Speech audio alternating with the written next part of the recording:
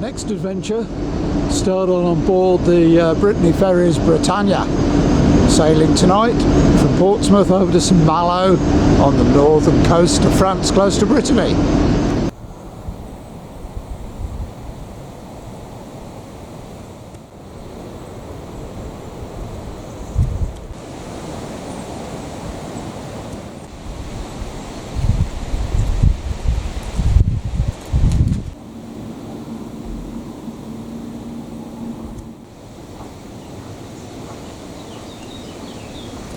So yesterday we landed in St Malo and then we headed due west into Brittany, or Breton, to stay at Le Manoir where we stayed previously, and today we're at Le Point du Vin. As part of Brittany has quite a rugged coastline, looking across now to the Point du Raz. Although we're on the coastline, it's Celtic origins. Evidence of those are all around this little chapel here. This dates from 1772. Well, today the seas are quite calm, but one can imagine in stormy conditions how treacherous this section of coastline would be. And far out to sea there's a lighthouse island. I can't find it on the map actually. And it appears to be inhabited with more properties, but that might just be an illusion. In the past, footpaths came along the steep cliff edges, and we're now discouraged from doing this and trying to stick us to a more waymarked trail just above me. I'm off of it. But it's certainly more dramatic the closer to the edge you are. There's my own shadow. I'll just swing round here.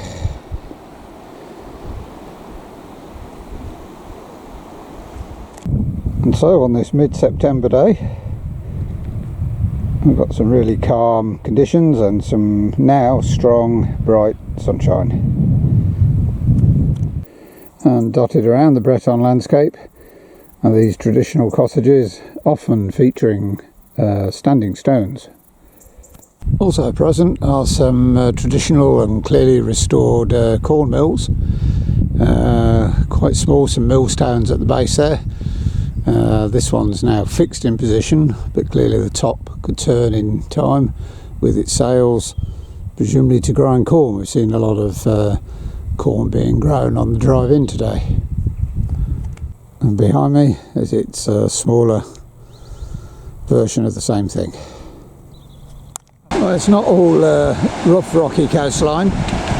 We're now at the Péage de la Baie des Trespassés, which is a lovely golden sandy beach with quite a few people surfing, paddleboarding, and a couple of windsurfers down there as well.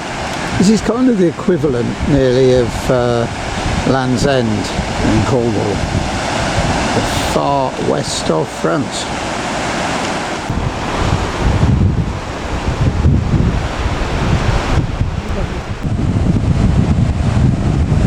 Looking at this chap, we don't quite understand the physics of how that works.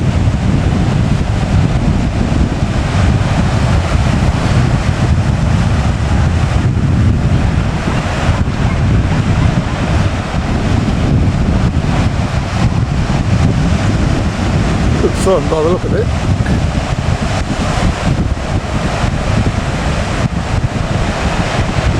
We drove back slowly through lots of the pretty little Breton villages along the coastline here.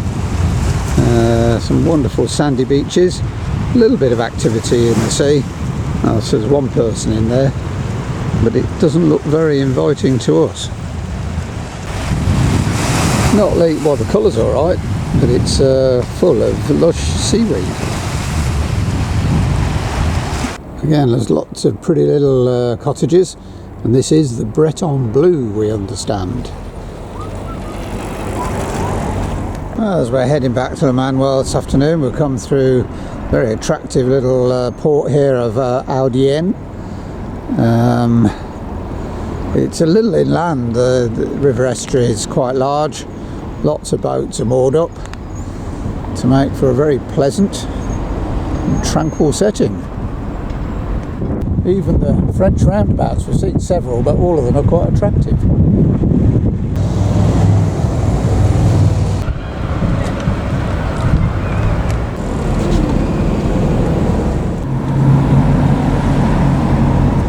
No fish to see today. Well, this is part of the fishing fleet, which is big on this section of the Breton coast.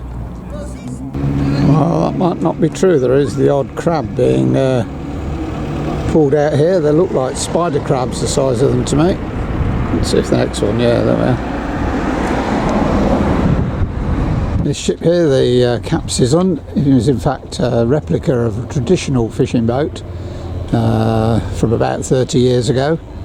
And they have something called a vivier in the centre, which is basically like a pond, a central area where the freshly caught crabs, crustaceans and stuff are kept, so that when it lands they're all fresh and alive.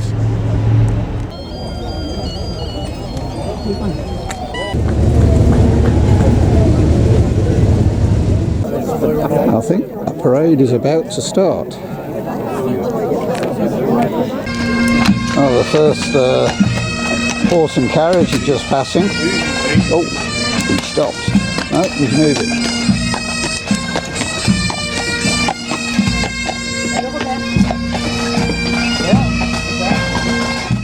And here we have the Breton flag.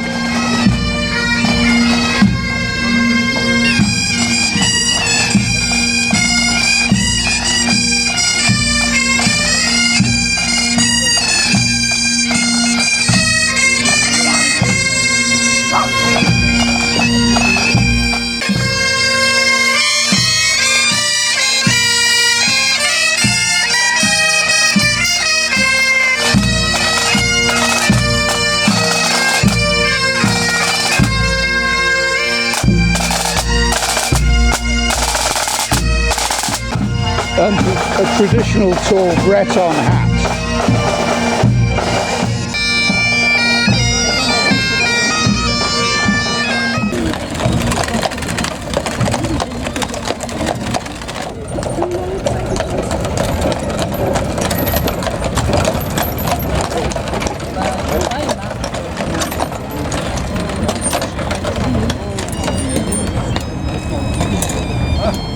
And now an ancient tractor.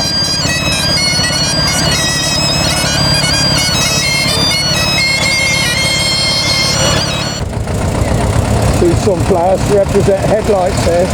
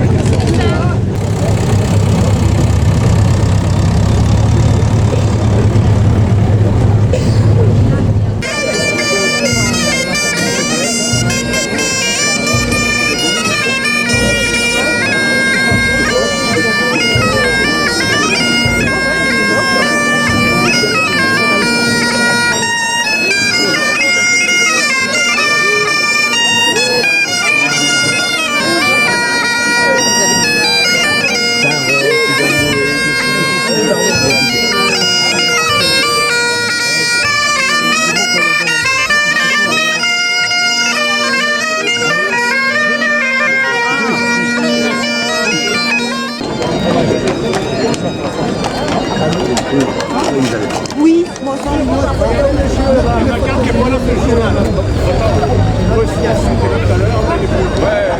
And later on sale is the ham here along with some sauté potatoes.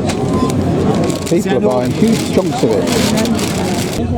Local Breton dishes are also for sale here. Some really nice looking tarts, all sorts of different pastries. Very, very tempting.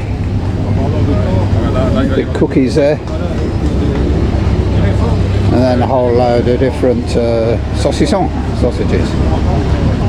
And later on display here are all of these fascinating headpieces. This lot go back to about 1993, and various styles are all on display. So that concludes a really wonderful morning in Plovan.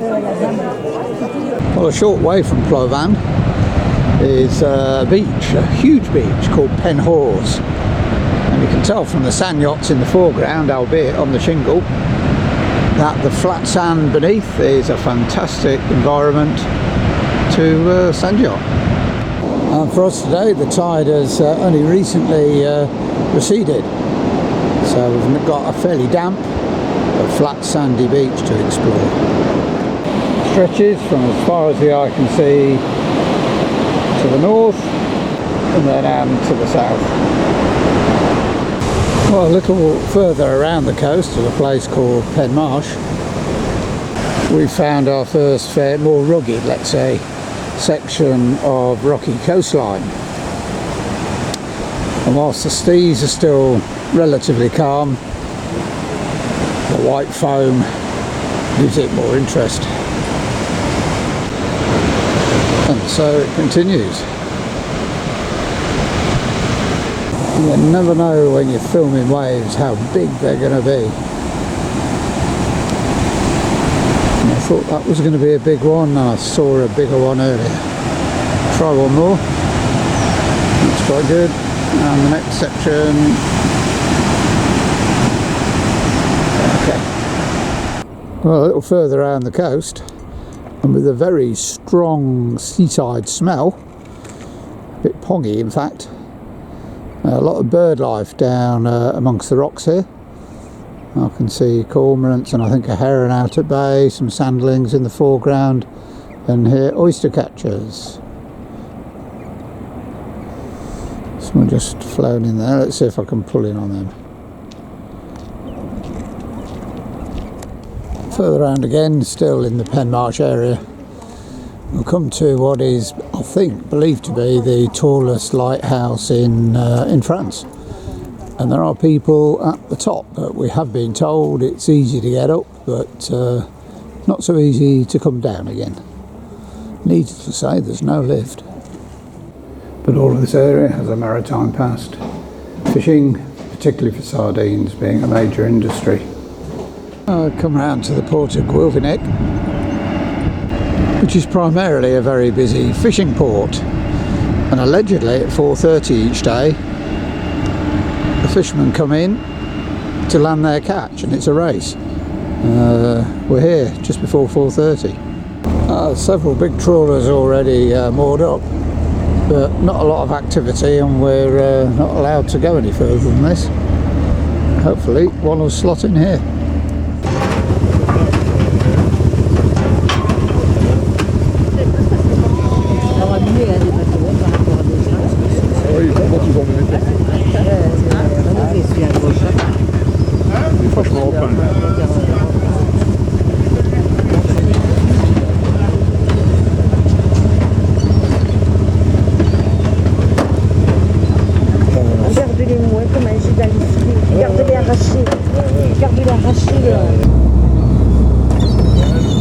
That's a very quick offload process and straight to market.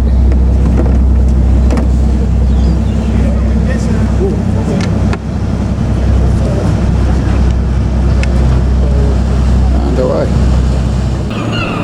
And that's it, the tale of the fisherman.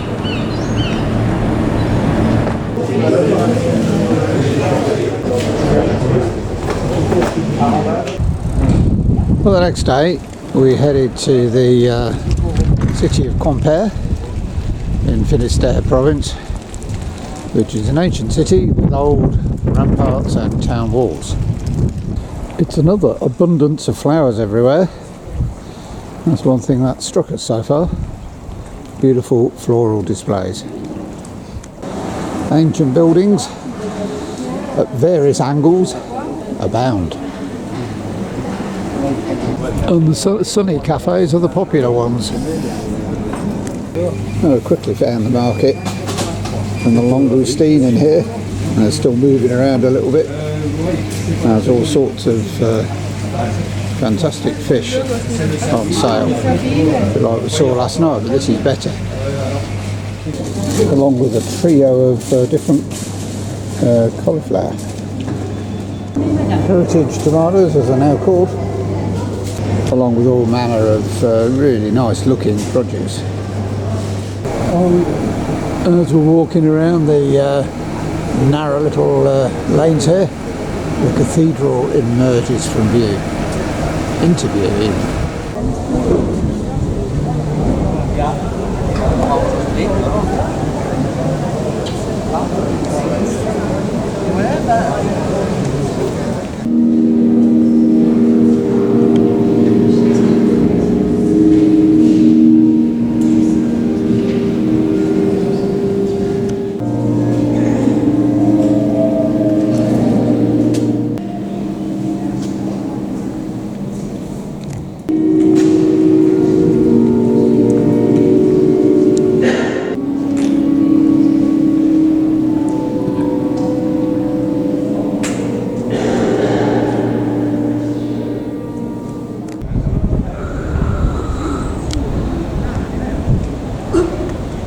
And that concludes my presentation of the cathedral. And within the old walls, surrounding the ancient town, are some beautiful gardens. A bit of an oasis of calm here, along with its olive trees and banana.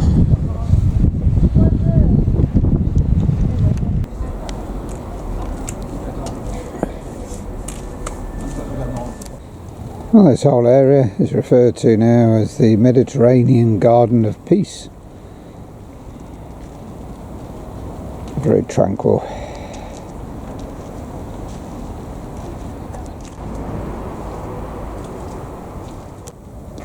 Some ginger here. And we wander back, mostly amongst a whole collection of creperies. Well, not far away is the coastal estuary in Benadé, and opposite is San Martin, I think it's called, where you can get a boat across to. It's only a couple of euros apparently. Really attractive location here, but as ever the boats are all just moored up, although it does look like low tide, so that might explain it. From the port here it's possible to take a trip out to sea and to some islands which are very attractive. The boat now appearing in the picture on the right is one of those excursion boats. We inquired about joining it and were told it's fully booked until Saturday, which is the day we depart, so can't do that on our wedding anniversary today. And they do appear to be packed in a bit like sardines on that ship, so maybe we're better off just looking at it rather than being on it. Something really quite delightful about Benadé. Lovely beaches, which behind me extend right the way around the bay here. Not busy, a few people dotted around doing a bit of late September sunbathing. And then we headed back, and it's the case of the mysterious inland lighthouse.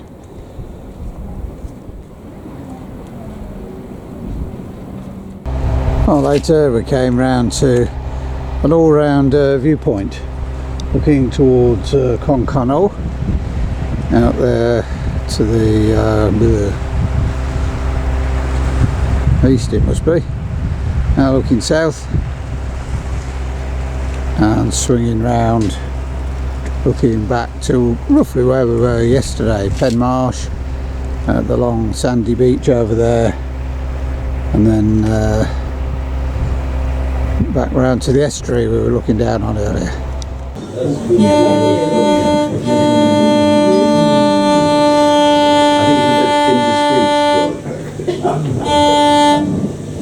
I bet you do. I want to get out alive. The wheel, the crank, and when the musician turns turns the crank that makes sound. It's like a violin bow, but it's an infinite bow. Infinite bow?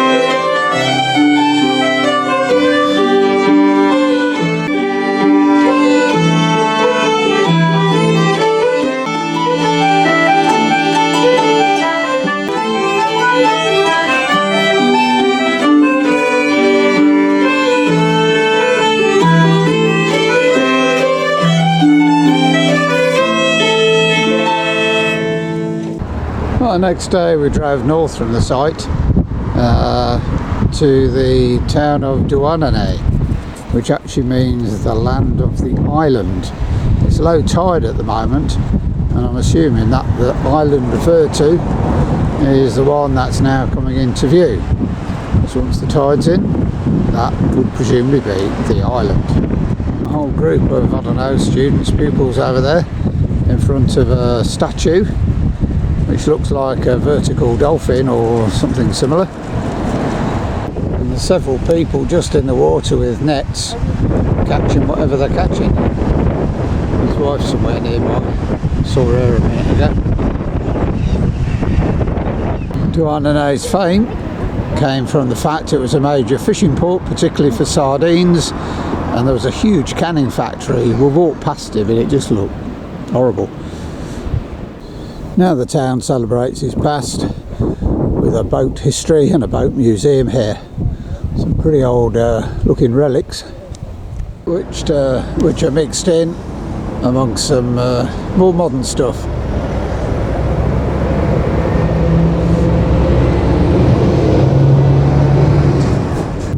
So lighthouse ship had clearly seen better days, as well as whatever that was. And walking upstream, upriver some more, it's a real boating paradise. Except the thing that strikes me always in these marinas is the total lack of activity, the total lack of people looking after their vessels or planning to go out in them. They're just all moored up.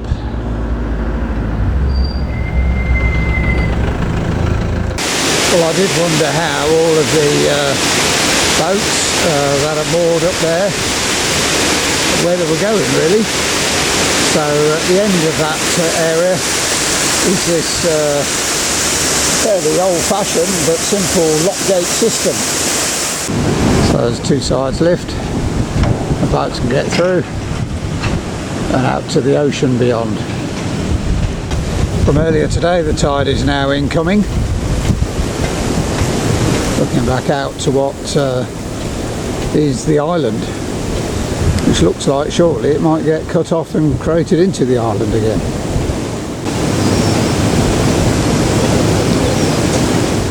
So there is trying to fathom it all out now.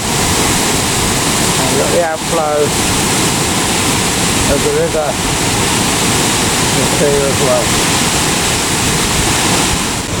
Or as they say in French, et voila. Well, a short way from there is the pretty little village of Loch Ronan. Supposed to be one of the prettiest in France. Let's see. The Breton house on the side here clearly has an open window policy. It's a lovely day. First impressions are kind of just that. Everything's beautifully presented.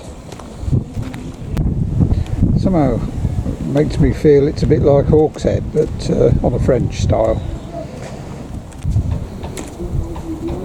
Nice stonework along with its cobbled streets. Well, maybe I can dig out a little bit of the history, age of the church later. But for now it's just the prettiness really of the village, which is here to enjoy.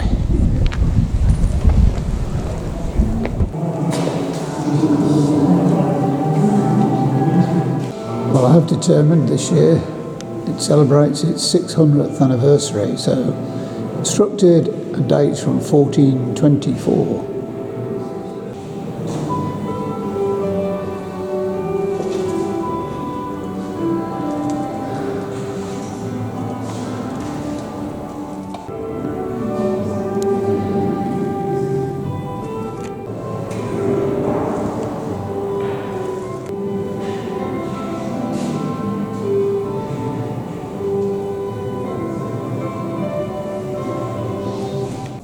Whilst generally everywhere is pristine, there's one or two places in need of a touch of renovation. Creperies and other artisan food shops abound here. We in fact had a whole wheat crepe for lunch, mine with goat's cheese. And another village square with its tobacco bar hostelry. Well, there's all sorts of little shops to buy goodies from. I've ended up buying 3 tins of various soups, langoustine, crab, etc., lobster. And the other feature all around Brittany actually, since we've been here this week, is the abundance of really beautiful hydrangea with really big flower blooms on them, and in a lovely variety of different colours. The following day we came through to the market town of Pont-l'Abbé,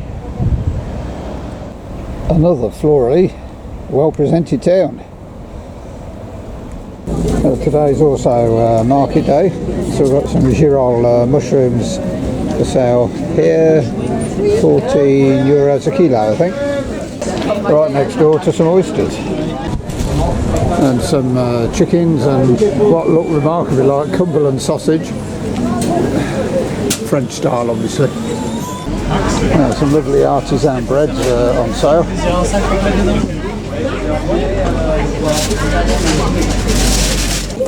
A whole pile of school kids here, all little plastic boxes taking lots of fresh fruit, which is a great idea. And away from the market, again an old church, big rosary window and an offset tower.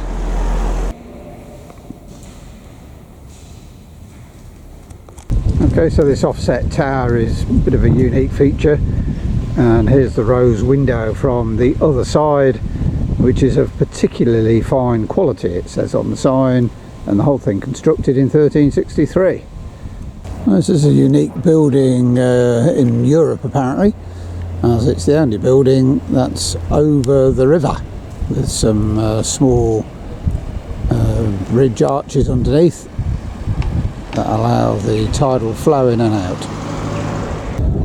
Wind's picking up, might be some wind noise now, but we're at Loch Tudi, looking across over to the island, Ile de Tudi. There's a little passenger ferry service for €2 that'll take you across there. So clearly you can drive, because there's cars over there as well.